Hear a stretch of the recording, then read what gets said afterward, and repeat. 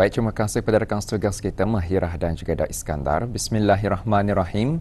Assalamualaikum warahmatullahi wabarakatuh. Selamat pagi dan salam ceria kepada Auda yang masih lagi setia memilih Rampai Pagi sebagai peneman pagi Auda untuk edisinya hari ini. Dan kami harapkan agar Auda dalam keadaan selamat hendaknya, dan kita percaya pada Auda yang mungkin sahaja ada aktiviti yang dilakukan pada hari ini, kami doakan agar dapat dilaksanakan dengan sempurna. Dan seperti biasa juga dari Daerah Tutong, kita akan berkongsi beberapa info semasa dan juga satu bahan rakaman yang telah pun kita sediakan bagi tontonan kita bersama sebentar nanti. Namun saya kongsikan terlebih dahulu mengenai dengan penutupan sementara bekalan api elektrik yang akan dilaksanakan pada hari ini, 26 Januari 2026. Yang mana di Daerah Tutong, kawasan yang terjejas ialah di sebahagian daripada Kampung Bukit Sulang, Kampung Menengah, Kampung Banukat dan kawasan sekitarnya. Dan penutupan sementara bekalan api elektrik ini akan berlaku dari pukul 8.30 minit pagi sehingga 11.30 minit pagi dan akan disambung semula di sebelah petang, iaitu dari pukul 1.30 petang sehinggalah 4.30 minit petang. Jadi ambil maklum kepada para penduduk kampung yang tinggal di kawasan yang dinyatakan sebentar tadi bahawa akan berlakunya penutupan sementara bekalan api elektrik pada hari ini.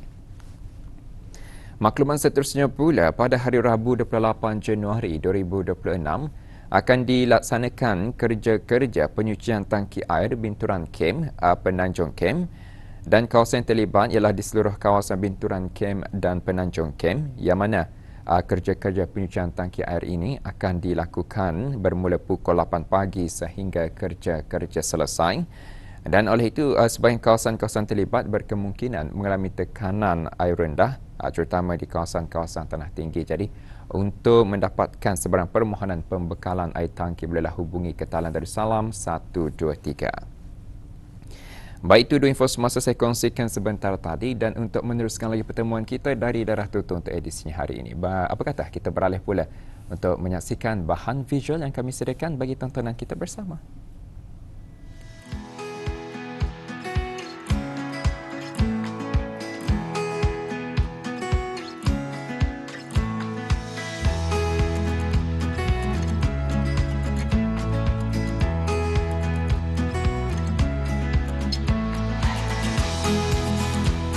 Secara tradisinya, warga kampung sering terlibat dalam aktiviti pemeliharaan dan penternakan haiwan seperti kambing, kerbau, ayam, itik dan sebagainya sebagai sebahagian daripada strategi kelangsungan hidup dan sumber ekonomi utama masyarakat luar bandar. Aktiviti ini lazimnya dijalankan secara kecil-kecilan berasaskan sumber tempatan, namun mempunyai implikasi yang signifikan terhadap kestabilan ekonomi isi rumah melalui penjanaan pendapatan sampingan serta pengurangan kebergantungan pasaran luar. Amalan penternakan ini bukan sahaja berfungsi sebagai aktiviti ekonomi, tetapi mencerminkan warisan budaya dan pengetahuan tradisional yang diwarisi secara turun-temurun dalam kalangan orang kampung. Seiring dengan kelangsungan amalan penternakan tradisional, seorang guru, Awang Muhammad Zulfadli Haji Mahbub, yang menetap di Kampung Keriam, juga aktif dalam bidang penternakan dan beliau memelihara dan menternak burung puyuh di kawasan kediamannya sebagai satu usaha sampingan. Penglibatan beliau dalam aktiviti tersebut didorong oleh minat yang diwarisi daripada ayahnya yang turut terlibat dalam bidang penternakan. Amalan ini mencerminkan kesinambungan pengetahuan tradisional dalam bidang penternakan terus dipelihara dan diaplikasikan merentasi generasi, walaupun dalam kalangan golongan profesional. Okey, saya berminat untuk memelihara burung puyuh ini kerana mereka ni burung puyuh ni kita ni dapat ketahui yang diorang ni boleh menghasilkan telur pada setiap hari, yang mana awal-awal saya memelihara cuma 5 ekor. Sekarang lebih daripada 20 lebih ekor lah. Dan imagine kalau sehari itu diorang mengeluarkan bertelur sebanyak 10 ke 15 biji. Itu yang membuat saya tertarik untuk memelihara burung puyuh ini. Keperluan asas kalau kita ni kan memelihara burung puyuh ini kurang lebih juga macam memelihara ayam. Yang penting tempatnya sesuai, luas dan juga memanglah makanan yang disediakan memang yang berkualiti dan air yang cukup. Burung puyuh merupakan unggas yang menjadi sebahagian daripada agri makanan sebagai hasil pengeluaran makanan. Ia merupakan sejenis burung daripada keluarga Phasianidae yang bersaiz kecil dan bersifat terestrial, serta mempunyai nilai kepentingan ekologi dan ekonomi yang signifikan. Burung puyuh juga mempunyai kadar pembiakan yang tinggi dan kitaran hidup yang singkat, menjadikannya spesies yang mudah diternak. Jenis-jenis makanan yang dibagi untuk burung puyuh tu untuk memaintainkan dorang punya kualiti tu mestilah makanan yang bersesuaian dengan body dorang. Kalau macam ayam, ya ada sum ayam yang besar. Ini kalau burung puyuh, saya biasanya membagi makanan ayam yang halus lah. Macam tu. So jadinya ia sesuai dengan saiz badan dorang dan juga saiz mulut dorang lah. Kalau saya di sini saya dapat lihat memanglah saya memelihara burung puyuh yang bertelur, jenis telur. So kalau perbezaannya kurang pasti dengan perbezaannya, tapi yang saya dapat lihat burung puyuh telur ini pun boleh jadi buat untuk disembelih untuk dimakan juga macam tu. So jadinya kalau bagi saya memang kurang lebih lah yang macam ni. Cabaran utama untuk memelihara burung puyuh ini memanglah ada haiwan-haiwan lain yang mengganggu seperti anjing.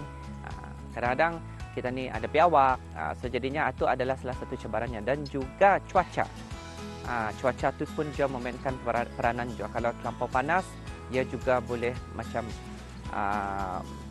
memberi kesanlah kepada burung puyuh tu. Kalau hujan lebat selalu, so suhu badan burung puyuh tu pun dia akan menjadi rendah dan dorang boleh matilah.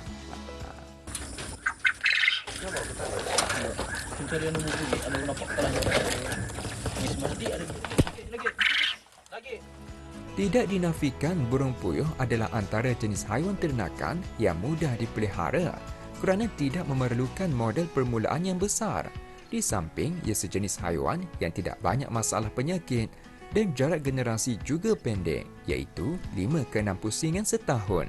Dari segi sistem dan bentuk perumahan ternakan burung puyuh pula, beliau memilih sistem lantai bawah, iaitu menggunakan reban yang menekankan ciri-ciri penting seperti peredaran udara yang sempurna, saiz yang bersesuaian dengan jumlah puyuh yang dipelihara dan kedudukan reban yang terlindung dari matahari terik bagi memastikan kesejahteraan ternakan burung puyuh terjaga.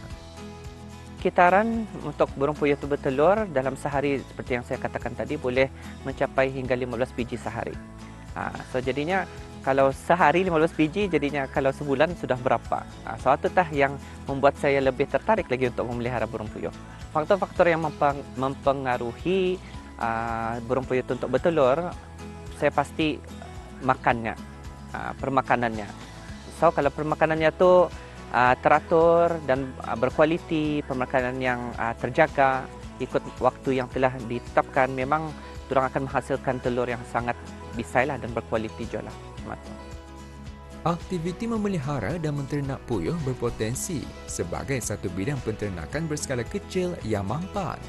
Bagi beliau, bidang ini bukan sekadar sebagai minat peribadinya, tetapi sebagai satu peluang strategik yang boleh dikembangkan ke arah perniagaan sekiranya terdapat permintaan pasaran yang menggalakkan suatu hari nanti.